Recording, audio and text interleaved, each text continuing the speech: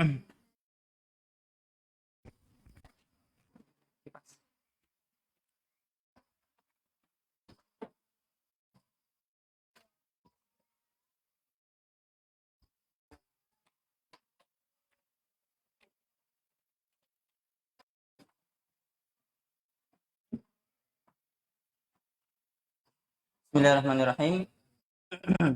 Assalamualaikum warahmatullahi wabarakatuh. Alhamdulillahirabbil alamin. Wassalatu wassalamu ala asyrafil anbiya'i wal mursalin nabiyyina Muhammadin wa ala alihi wa ashabihi ajma'in wa man tabi'ahum bi ihsanin ila yaumiddin. Amma ba'du.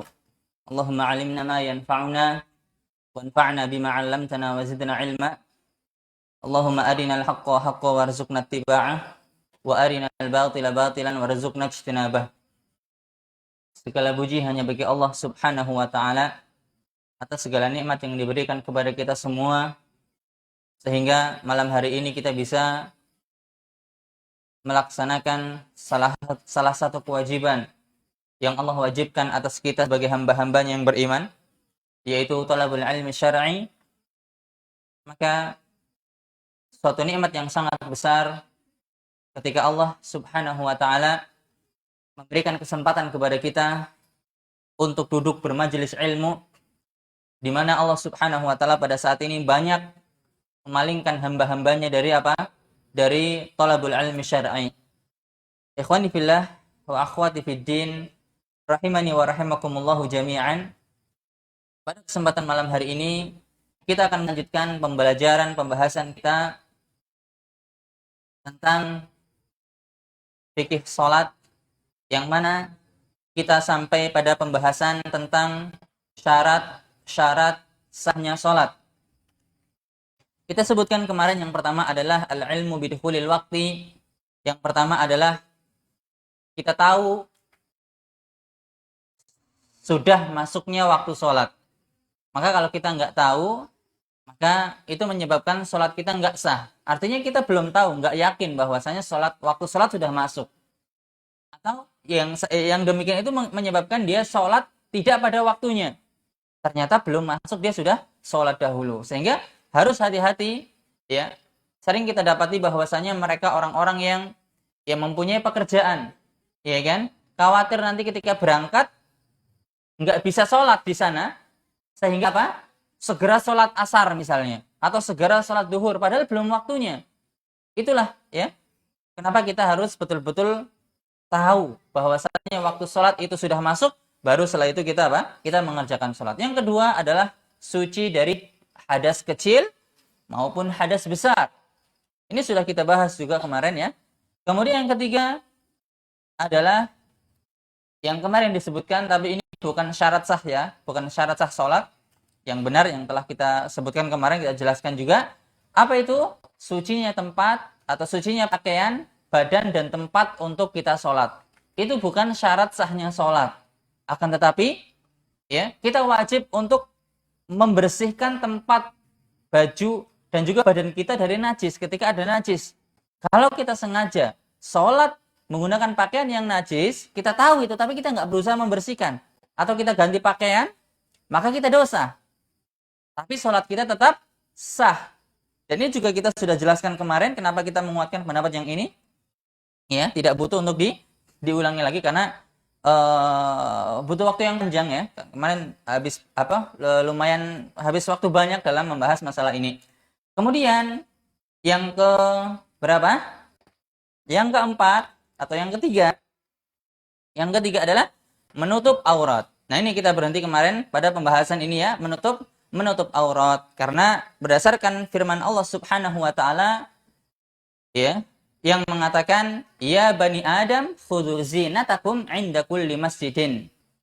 Wahai anak Adam, pakailah atau ambillah, ya, perhiasan kalian ketika hendak pergi ke masjid. Maksudnya apa? Usturu auratikum. Tutuplah aurat kalian. Ya kan? Ketika hendak mengerjakan sholat. Seperti itu. Dan juga sabda Nabi SAW yang mengatakan, la yaqbalullah sholata haidin illa bi khimar. Allah tidak menerima sholat orang yang wanita yang sudah balik, kecuali dengan khimar, yaitu penutup kepala. Ya, menunjukkan bahwasanya menutup aurat ketika sholat itu hukumnya apa? Hukumnya wajib dan termasuk syarat sahnya sholat. Telah kita bahas juga kemarin tentang laki-laki apa saja yang harus tutup, ya. Bahwasanya aurat ketika sholat itu berbeda dengan aurat ketika kita di luar sholat. Laki-laki ketika dia di luar sholat, maka auratnya dari pusar sampai lutut. Terus bagaimana badannya ke atas? Bukan aurat. Kalaupun dia nggak menutupi, maka nggak masalah. Ya kan? Tapi kalau dia nggak menutupi kemudian menjadi fitnah, ini nggak boleh. Misalnya mungkin badannya keker gitu kan. Dia pamer di depan para akhwat, ini nggak boleh. Badannya keker nggak boleh, yang suka nge-gym. Ya, harus ditutup, nggak boleh pamer. Yang akan menyebabkan akhwat nih jadi apa? Terbelalak matanya nanti.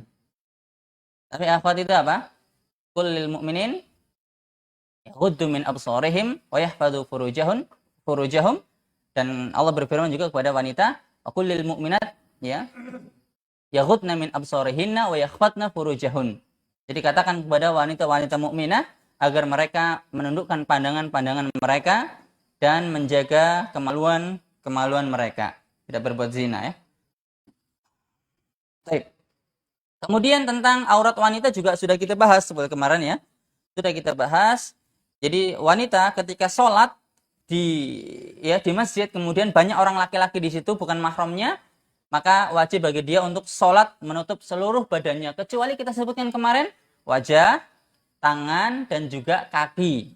Jadi seorang wanita ketika sholat di masjid dan banyak laki-laki di situ, wajib menutup semua badannya kecuali 3, yaitu wajah, kemudian tangan, kemudian apa? Kaki. Maksudnya kaki ini di sini maksudnya adalah punggung kaki, ya, bukan kaki yang di atas mata kaki, di bawah mata kaki. Ya, itu boleh kelihatan. Sebagaimana akan tapi kalau memang dia berpendapat bahwasanya menutup wajah itu adalah hukumnya wajib, karena kita tahu hukum cadar itu ada khilaf para ulama.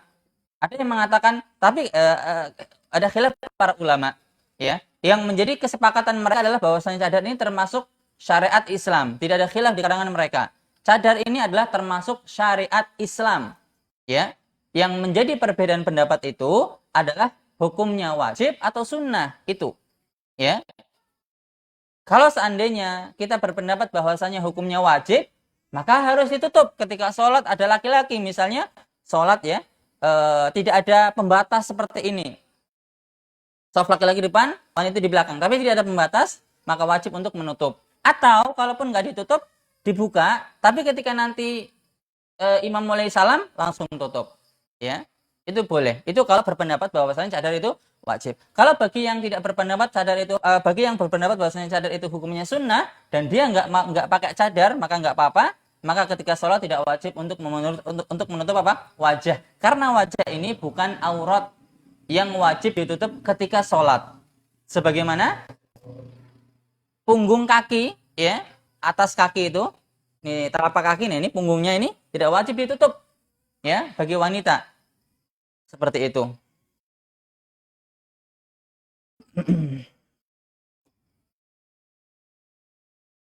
Ya. Hal ini, ya, adapun mungkin yang agak sedikit mengherankan, yang mungkin kita baru dengar bahwasanya kok bisa sholat itu boleh kakinya kelihatan wanita itu. Padahal ketika di luar sholat nggak boleh kelihatan. Ya, karena kita jelaskan bahwasanya aurat di dalam sholat dengan aurat di luar sholat itu beda. Aurat di luar sholat itu adalah, ya, bagaimana Anda menjaga diri Anda dari pandangan, ya, laki-laki yang bukan mahram. Tapi dalam sholat itu adalah bagaimana Anda menjaga aurat Anda untuk Allah Subhanahu wa taala, itu adalah haknya Allah. Maka kata Imam Syafi'i dan juga apa yang dinukil oleh Al-Imam Tirmidzi, beliau mengatakan bahwasanya punggung kaki tidak wajib ditutup, ya, ketika sholat bagi wanita, tidak wajib. Laki-laki wajib enggak? Haram, ya, haram ditutup. Kenapa? Isbal nanti, ya, isbal itu haram hukumnya, ya. Isbal itu apa? Pakaian atau celana yang melebihi mata kaki, itu enggak boleh hukumnya. Nah, ya, itu kata Imam Syafi'i. Akan tetapi, ya ikhwan, meskipun Imam Syafi'i mengatakan bahwasanya punggung kaki wajib boleh terbuka. Akan tapi beliau mengatakan bahwasanya ya, qad ittafaqa 'ammatuhum, telah sepakat para ulama ala dir'i wal khimar. Orang wanita untuk memakai dir' dan khimar. Dir' itu adalah pakaian mirip gamis ya, semacam gamis perempuan, tapi itu sampai menutupi kaki semuanya, tertutup semuanya. Nah, itu kata beliau. Padahal beliau adalah yang berpendapat bahwasanya boleh terbuka. Tapi kata beliau apa? Ulama sepakat bahwasanya wanita itu ketika sholat memakai gamis yang menutup sampai mata kaki dan juga khimar yang menutup apa? Rambut dan juga leher dia. Nah, kemudian memakai apa? Jilbab yang menutupi seluruh tubuhnya. Itu jadi seandainya wanita itu memang boleh menampakkan punggung kaki, ya, sebagaimana kata Imam Syafi'i, maka ditutup itu jauh lebih baik, ya. Wallahu ta'ala a'lam. Kemudian kita sebutkan juga bahwasanya ketika seorang wanita itu adalah budak. Dia wanita ya sebagai hamba sahaya, budak. Kalau sekarang ada budak ya. Maka hukumnya sama seperti apa? Wanita yang merdeka. Hanya saja budak wanita dibolehkan bagi dia untuk sholat tanpa menutup kepala. Rambutnya dalam keadaan terbuka itu boleh. Ya. Itu apa? Boleh. Pun demikian dengan anak kecil yang belum balik. Anak kecil yang belum balik. Sebagaimana dikatakan oleh Atha bin Abi Rabah.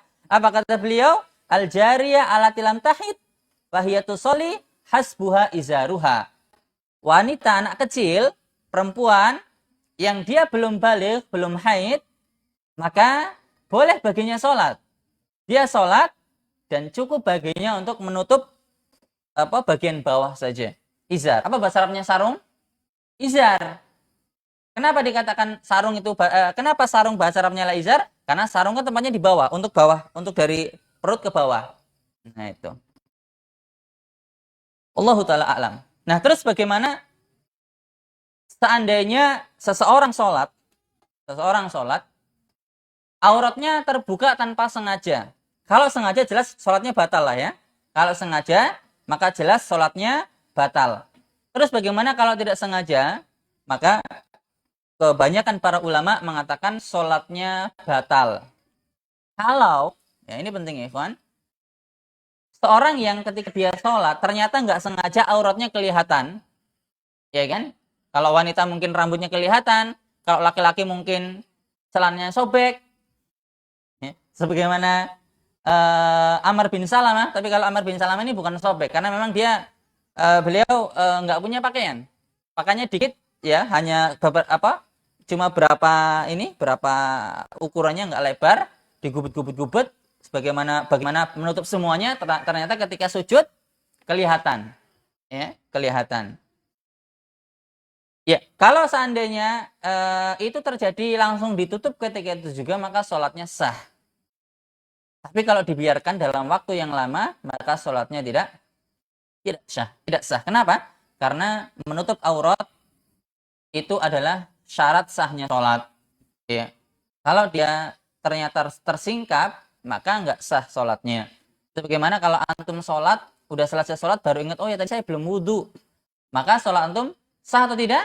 Nggak sah, harus ngulangi lagi. Allahu a'lam. Ya. Terus sekarang pembahasannya, bagaimana dengan orang yang dia tidak bisa pakai pakaian ketika sholat? Mungkin karena badannya kena luka, taruhlah kebakar semua, sehingga nggak mungkin untuk pakai pakaian yang menutupi sama sekali, nggak ada pakaian. Atau dia adalah dia nggak ada pakaian kecuali yang terkena najis. Nah ini bagaimana? Mending dia sholat pakai pakaian yang terkena najis atau sholatnya telanjang? Ya, maka dia boleh sholat menggunakan pakaian yang terkena najis jika memang tidak ada pakaian yang lain. Nah, kemudian kalau seandainya dia adalah orang yang sama sekali tidak ada pakaian, ya, sama sekali nggak ada pakaian, saya nggak tahu apa ini mungkin terjadi, tapi mungkin aja ya, tapi saya nggak tahu kapan itu terjadi. Ya, kalau yang terjadi, dia nggak punya pakaian sama sekali dia nggak punya pakaian yang dipakai, nggak ada kain sehelai pun yang nempel di badan dia, maka dia tetap wajib untuk mengerjakan sholat, ya. dia wajib untuk mengerjakan sholat. Nah, terus bagaimana caranya? Ini yang jadi beberapa pembicaraan para ulama. Imam Abu Hanifah dan Imam Ahmad mengatakan dia boleh dua pilihan. Ini pembahasan apa? Orang yang tidak punya pakaian sama sekali, dia boleh sholat dalam keadaan duduk ataupun berdiri. Ya, dia boleh duduk atau berdiri. Jadi pilihlah kondisi yang itu tuh lebih menutupi gitu. Kalau kata Imam Ahmad dan juga Abu Hanifah. Nah, ketika ruku dan ketika sujud itu cukup memberi isyarat saja. Dipakai pakai apa? Tengokan kepala. Ya, ketika ruku maka isyarat pakai tengokan kepala, ketika sujud pun demikian. Karena apa? Jadi kalau kata beliau itu apa? Pilih gerakan yang memang atau pilih keadaannya memang itu paling bisa menutupi aurat dia. Jadi ketika ruku ya, dia harus apa? Mengisyaratkan dengan kepala. Karena jangan antum bayangkan bagaimana ketika orang telanjang rukuknya atau sujudnya akan kelihatan. Maka ketika itu apa? Diisyaratkan saja. Itu kata Abu Hanifah dan juga Imam Ahmad. Akan tetapi kata Imam Malik dan juga Syafi'i, Imam Malik dan juga Imam Syafi'i mereka mengatakan dia tetap wajib sholat dalam keadaan dia. Dia wajib berdiri dan sholat sesuai sempurna. Sholat sempurna. Kata Imam Syafi'i dan juga Imam Malik ya. Wallahu ta'ala a'lam. Kira-kira yang mana? Kalau antum misalnya, antum mau milih yang mana? Milih yang sholat sempurna atau milih sholat yang hanya berdiri saja ketika rukuk hanya mengisyaratkan pun demikian dengan sujud? Yang mana? Yang pertama apa yang kedua? Yang pertama apa yang kedua? Hah? Ya, kalau sholatnya di rumah, ya tentu sholatnya di rumah ya. Mau sholat jamaah dalam keadaan telanjang. Nanti orang-orang nggak khusyuk sholatnya itu. Baik. Iya. Ini juga pembahasan selanjutnya. Poin selanjutnya adalah berhias dan berpenampilan indah ketika akan pergi ke masjid. Pakai minyak wangi, pakai baju yang bagus, ya. Jangan baju ya meritut, nggak pernah disetrika, ya kan? Anak ingat ya ketika santri itu memang kita nggak pernah menyetrika. Santri itu nggak pernah nyetrika sama sekali. Saya mungkin setahun sekali saya nyetrika. Itu pun ketika pulang lebaran. Itu pun yang disetrika adalah baju lebaran. Ya, baju yang nggak pernah disetrika. Karena di pondok sih itu belasan tahun itu, ya, nggak pernah nyetrika. Ketika di kampus pun sebetulnya boleh bawa setrika, boleh pakai setrika. Cuman karena saya udah terbiasa di pondok nggak pernah menyetrika, jadi saya nggak nyetrika juga ya. Paling nanti calon istri saya yang nyetrika. Calon.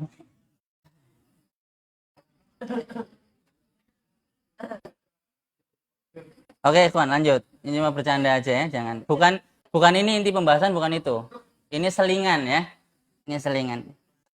Baik, kita lanjutkan. Nah, ini kita sebutkan bahwasanya disunahkan untuk apa? Berhias dan juga berpenampilan yang indah.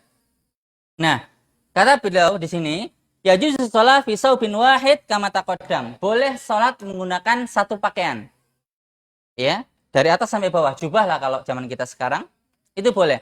Lakin akan tetapi yustahabbu an yusalliyal mar'u fi aksara min saubin aw yakhud zinatahu wa yatajammal ma'am kana liqaulihi ta'ala. Akan tapi disunahkan seseorang sholat menggunakan ya lebih dari satu pakaian. Kalau antum suka pakai jubah, ya, maka jangan lupa antum pakai celana.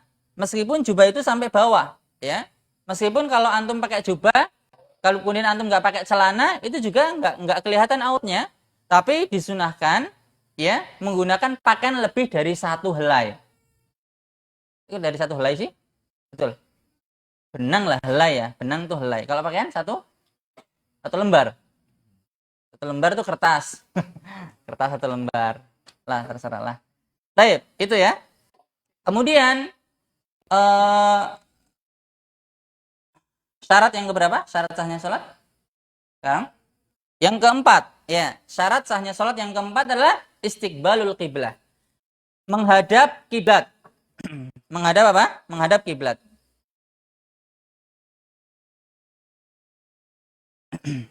Iya. Dalil wajibnya sholat menghadap kiblat adalah surat Al-Baqarah ayat 150. Surat Al-Baqarah ayat 150. Allah mengatakan, "Fawalli wajhaka syatral masjidil haram. Wa haitsum kuntum fawallu wujuhakum syatrah." Maka fawalli, palingkanlah wajahmu ke arah Masjidil Haram, ya, ke arah Ka'bah. Wa haitsum kuntum fawallu wujuhakum syatrah. Dimanapun kalian berada, palingkanlah wajahmu ke arah Masjidil Haram. Iya.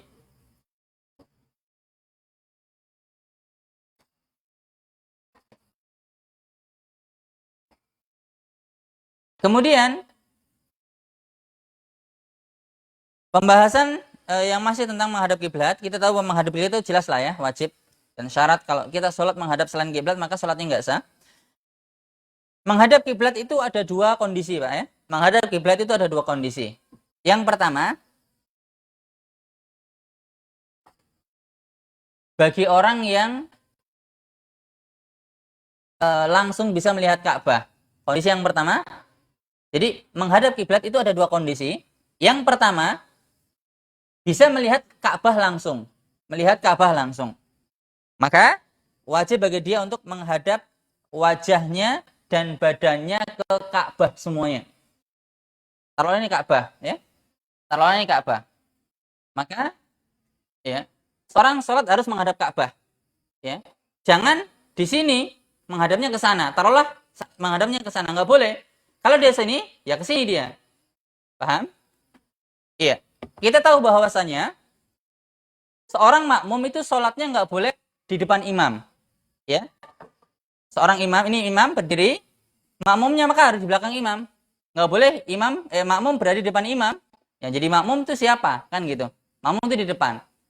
Nah, antum pernah nggak sih lihat, atau mungkin antum yang pernah pernah haji, sholat di Masjidil Haram itu kan bunder kan ya? Iya nggak sih? Melingkar. Kalau antum pernah lihat video atau yang pernah haji di sana lah. Nah, terus bagaimana orang yang berseberangan di sana? Kan kita tahu bahwasanya yang namanya makmum itu nggak boleh di depan imam. Maka jawabannya, itu mereka bukan di depan imam. Meskipun secara zahir mereka berseberangan dengan imam, tapi hakikatnya itu sebetulnya bukan di depan imam yang dilarang. Ya. Itu kalau antum tahu, jadi soft imam ya.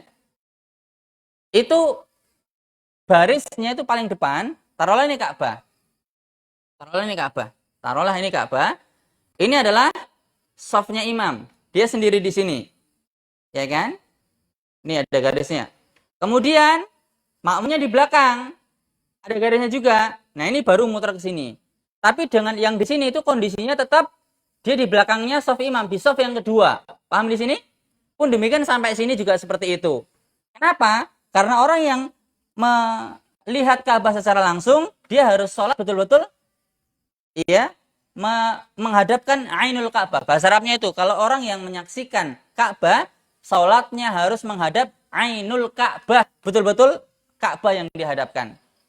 Baik itu badan ataupun mata. Nggak boleh ketika Ka'bah di sini, badan di sini, ini badannya, matanya ke sini. Nggak boleh. Harus badan dan juga mata. Itu kondisi yang pertama. Yang dituntut apa ketika kondisi dia melihat Ka'bah adalah ainul Ka'bah. Ka'bah itu sendiri yang harus dia lihat dan harus dihadapi. Kemudian yang kedua, bagaimana kalau orang yang tidak melihat Ka'bah langsung? Bagaimana dengan orang yang tidak melihat Ka'bah langsung? Maka yang dituntut dari dia adalah jihatul Ka'bah.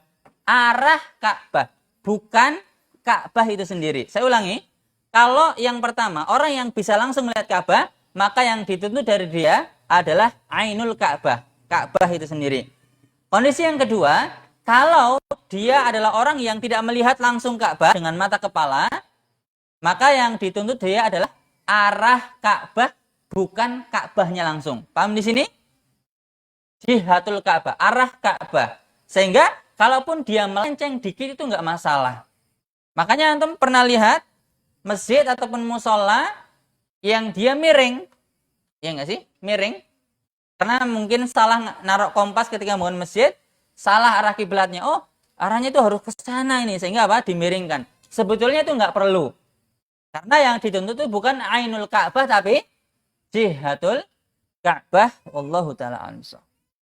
Jadi tidak harus betul-betul pas, ya kan? Kalau antum berdiri di arah Ka'bah di sini, betul-betul ketika antum di garis lurus, nanti tembusnya pas Ka'bah, itu nggak harus seperti itu ya. Wallahu ta'ala a'lam. Baik. Kemudian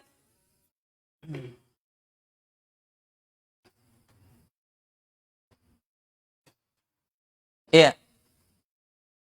Kapan seorang tidak wajib menghadap Ka'bah? Kapan seorang tidak wajib untuk menghadap Ka'bah? Yang pertama ya, yang pertama adalah al-ajiz an istiqbalil qiblah. Dia tidak mampu untuk menghadap kiblat. Dia tidak mampu untuk menghadap kiblat, baik karena sakit, ya kan?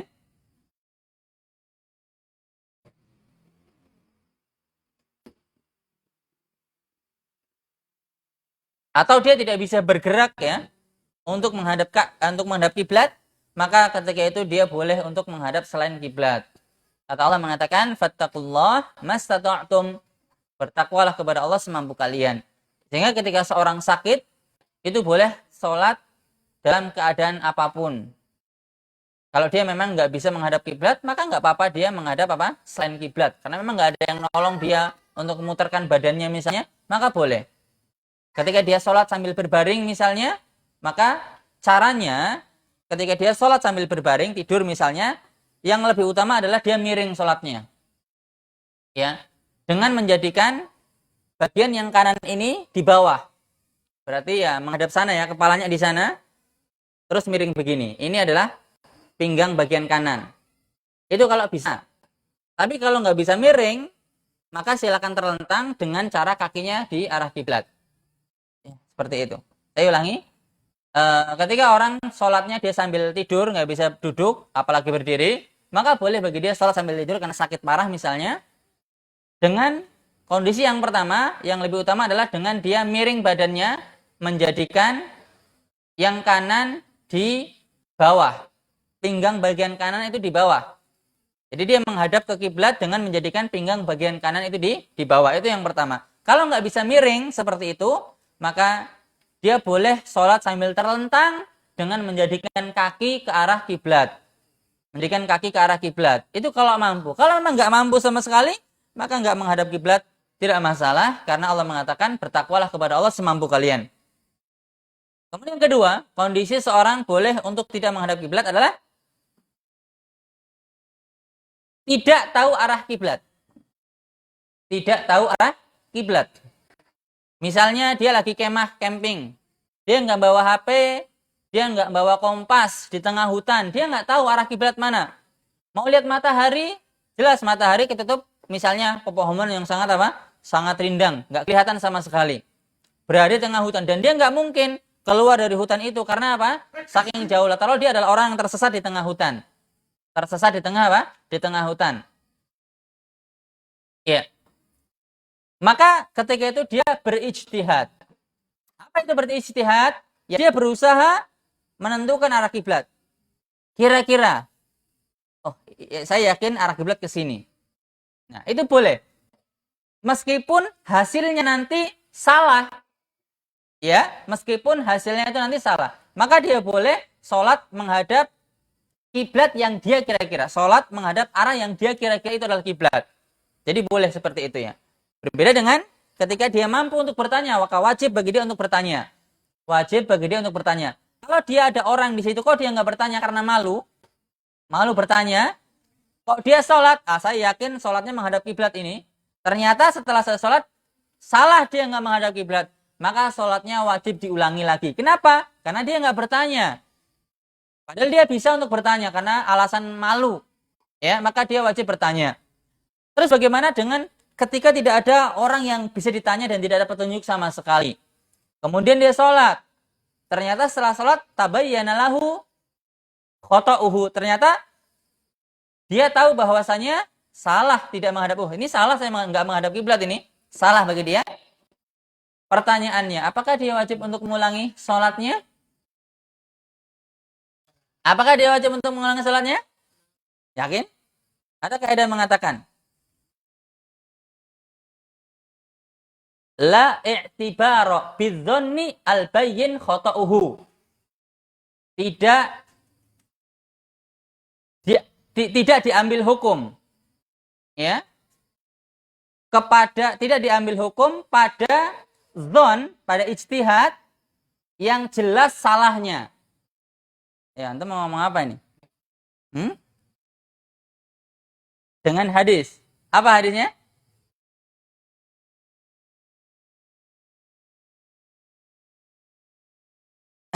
Ya, Allah alam, di sini ada khilaf para ulama ya. Di sini ada khilaf para ulama, tapi dalam kitab ini dikatakan bahwasanya sholatnya tetap sah dan tidak perlu diulangi lagi. Tapi kalau kita belajar kaidah fikhiyah, kaidah yang mencakup semuanya itu, ada kaidah yang mengatakan tidak diambil hukum bagi dzon, persangkaan yang jelas salahnya. Artinya apa? Tidak bisa diambil hukum. Artinya sholat yang dia telah lakukan, sholatnya batal. Ya. Sebagaimana telah kita jelaskan dalam bab puasa. Bab apa? Puasa. Orang menyangka ini udah maghrib. Wah, ini udah maghrib ini. Matahari tenggelam. Ya kan? Lalu dia makan minum. Ternyata setelah itu jelas matahari belum tenggelam. Batal nggak puasanya? Batal jawabannya. Puasanya batal. Kenapa? Ya kaidah tadi mengatakan bahwasanya dzon yang jelas salahnya, persangkaan, kira-kira yang itu, perkiraan yang itu jelas salah, maka tidak bisa diambil hukum.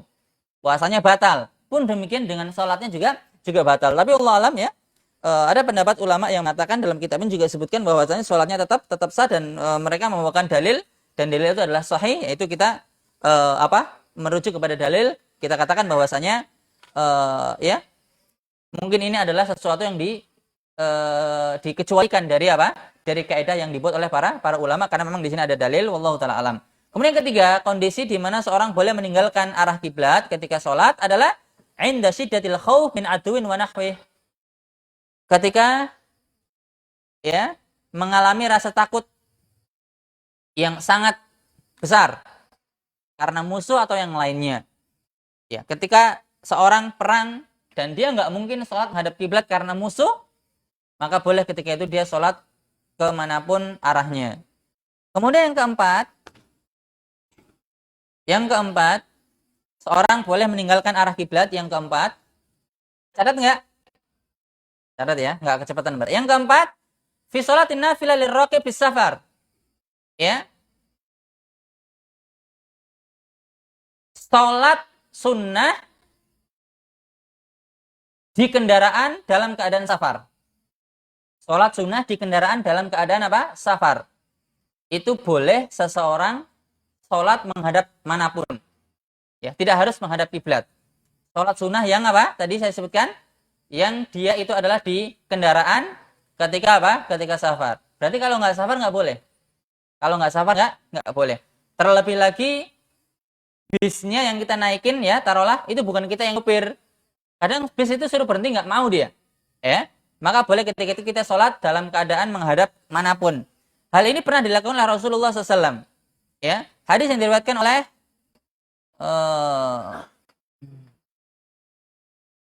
Ibnu Umar.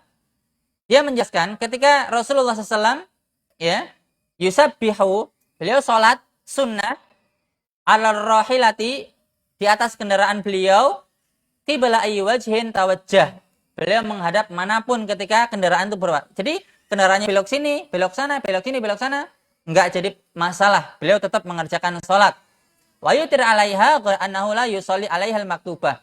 Beliau juga sholat witir di atas kendaraan. Kemanapun kendaraan menghadap, kemanapun ontanya menghadap, baik ke kiblat atau selain kiblat, beliau tetap sholat witir ketika itu.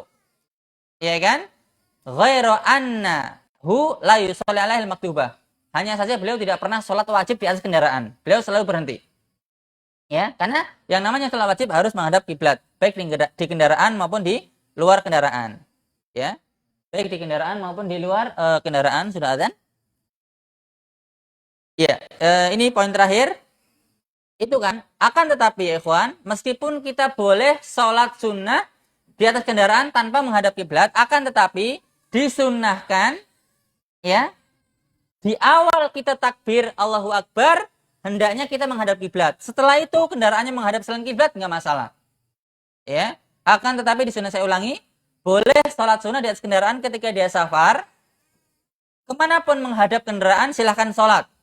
Akan tetapi disunahkan, ya, awal mula takbir hendaknya kendaraan menghadap kiblat dulu. Setelah itu takbir, terserah kendaraan mau menghadap manapun, tidak jadi masalah. Wallahu taala a'lam. Ya, sekarang adzan ya, maka tafadhol di adzan. Adzan. Wallahu taala a'lam. Silakan, adzan.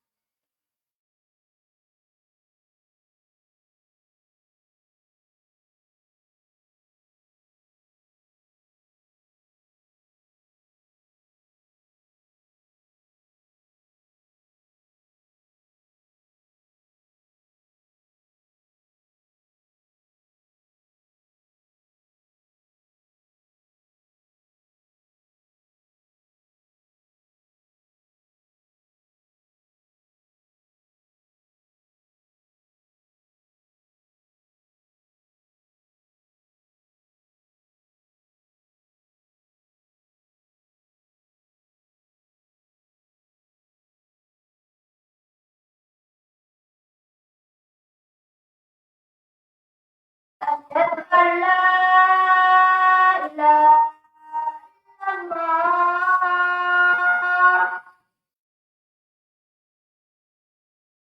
أشهد أن محمدا رسول الله.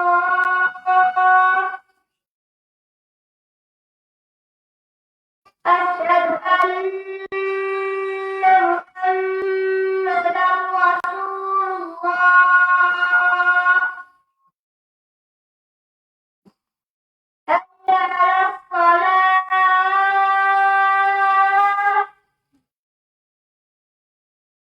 حي على الصلاة.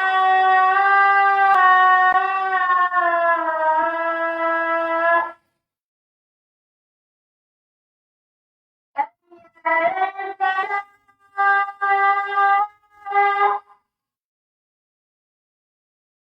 حي على الفلاح.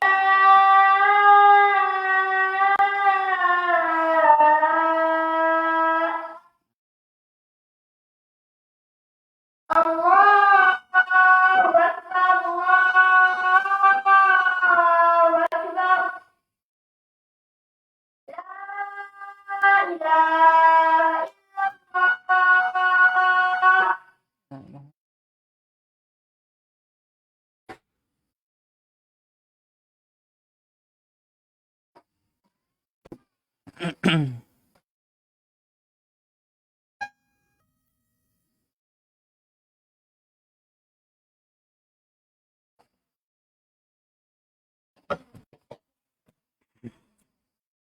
Ya, pembahasan Bismillahirrahmanirrahim. Alhamdulillah wassalatu wassalamu ala Rasulillah wa ala alihi wa sahbihi wasallam. Ba'd. Pembahasan safar, ya. Pembahasan masalah safar ini adalah poin terakhir, ya. Kemudian pertemuan yang akan datang kita akan masuk pada rukun atau syarat sahnya salat yang keempat, yaitu apa? Atau yang selanjutnya yaitu niat. Adapun sekarang poin terakhir dari pembahasan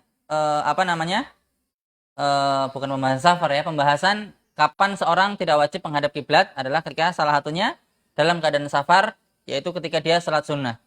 Ya, permasalahan ya ini masih dalam keadaan safar. Apabila seorang safar, dia ngendarai atau naik mobil atau naik kendaraan apapun itu yang supirnya bukan dia. Supirnya bukan dia. Karena terkadang naik bis itu supirnya nggak mau berhenti. Ya, Ana sering ya. Tentunya Ana mondok di Jogja, di Jawa sana tentunya sering bolak-balik antara Lampung, Jogja, Lampung, Jember. Ya. Dan Ana naik bis, banyak sekali bis yang tidak ketika datang waktu sholat berhenti tidak. Ya, dia mungkin ngejar cepet ya. Dia berhentinya di tempat-tempat yang memang sudah biasa dia berhenti. Nah, kemudian bagaimana keadaan seseorang? Dia safar setelah sholat zuhur. Ya. Kemudian setelah dia naik bis, dia yakin bahwasanya wah ini kayaknya nggak mungkin bisnya berhenti kecuali setelah azan maghrib. Paham di sini? Seorang safar setelah sholat zuhur. Ya, kemudian dia yakin bahwasanya mobil ini nggak akan berhenti kecuali setelah sholat maghrib. Berarti ketinggalan sholat apa? Asar. Pertanyaannya adalah, apakah dia sholat di mobil, sholat asar di mobil, tentunya dalam keadaan yang penuh dengan kekurangan. Nggak bisa berdiri, karena sulit sholat di mobil itu dalam keadaan berdiri. Ya kan? Pasti jatuh-jatuh. Mungkin ada yang bisa, tapi saya belum pernah dapatin. Saya ketika safar di bis itu saya selalu berusaha sholat sambil berdiri, tapi itu nggak bisa, ya. Selalu goyang-goyang dan kadang lagi berdiri atau duduk sendiri gitu kan, karena mobilnya kenceng, gitu kan. Dia sholat di dalam sholat asar di bis dalam keadaan yang kurang mungkin sambil duduk dan rukunnya tentu hilang, atau dia sholat asar ketika mobil berhenti yaitu waktunya tapi sudah habis. Yang pertama apa yang kedua? Jawabannya yang pertama, dia sholat asar di bis meskipun harus duduk itu nggak masalah, karena memang nggak bisa berdiri. Kalau bisa berdiri maka wajib untuk berdiri. Ya, kita lebih mengutamakan sholat tepat pada waktunya daripada sholat setelah waktunya habis. Wallahu taala alam. Ini yang dapat kita sampaikan pada kesempatan malam hari ini. Pada pertemuan yang akan datang, insya Allah kita masuk pada rukun atau syarat sahnya sholat yang selanjutnya. Wallahu taala alam. Kita buka tanya jawab. Ya, silakan. Pak, mungkin ini dimatikan Pak ya. Matikan aja lah. Silakan.